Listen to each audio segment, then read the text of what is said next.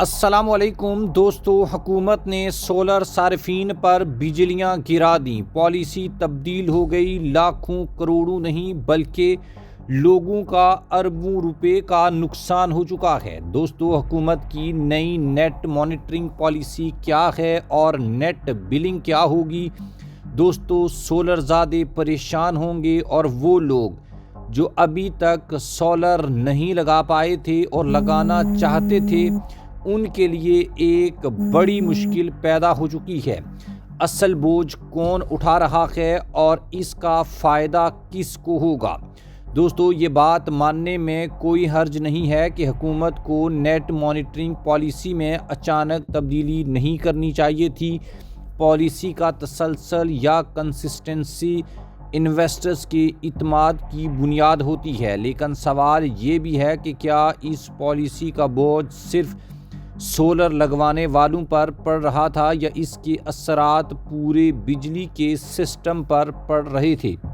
آج ہم جذبات سے ہٹ کر حقائق کی بات کریں گے۔ کتنے ہیں سولر صارفین اور ملک میں اس وقت تقریباً 4,66,000 نیٹ مانیٹرنگ صارفین ہیں، اور دلچسپ بات یہ ہے ان میں سے 82% بڑے شہروں سے تعلق رکھتے ہیں، یعنی یہ زیادہ تر مڈل کلاس اور اپر مڈل کلاس طبقہ ہے جو سولر سسٹم لگوا چکا ہے۔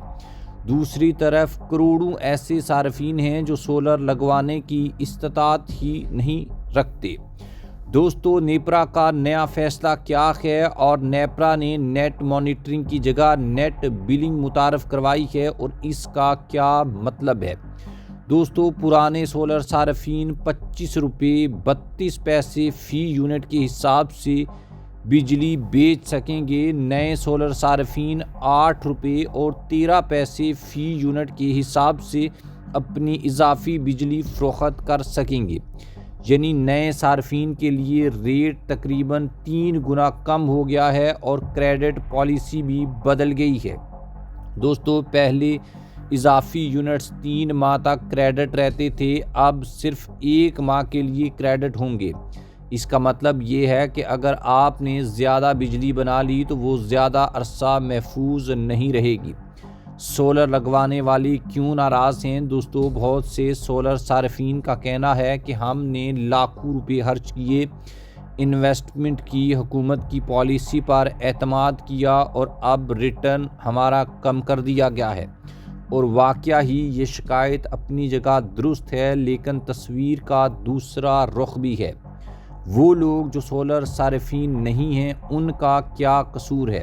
دوستو، وہ لوگ جو سولر لگوانے کی استطاعت نہیں رکھتے وہ بھی ہر ماہ فیول ایڈجسٹمنٹ، کیپیسٹی چارجز اور سرکاری معاہدوں کا بوجھ ادا کر رہے ہیں۔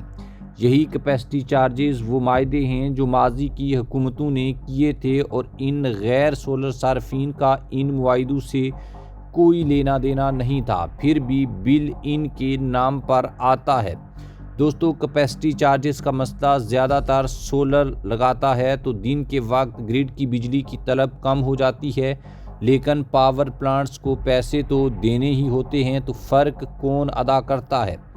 دوستو، وہی صارف جو سولر نہیں لگا سکتا، یعنی جو بجلی خرید رہا ہے وہ اضافی ادائیگی بھی کر رہا ہے۔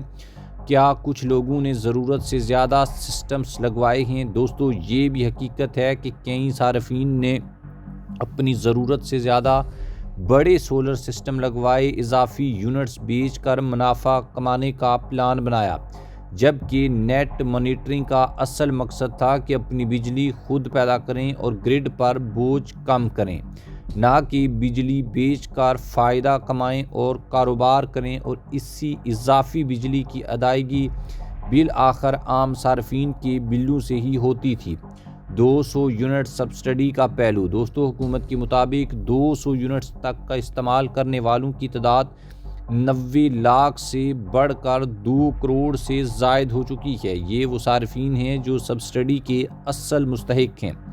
دلچسپ بات یہ ہے کہ کئی سولر صارفین بھی 200 یونٹس کی سبسڈی سے فائدہ اٹھا رہے تھے، یعنی اپنی بجلی بیچ رہے تھے اور سبسڈی بھی لے رہے تھے۔ یہی نظام کتنا دیر پا رہ سکتا تھا اور اصل مسئلہ کیا ہے؟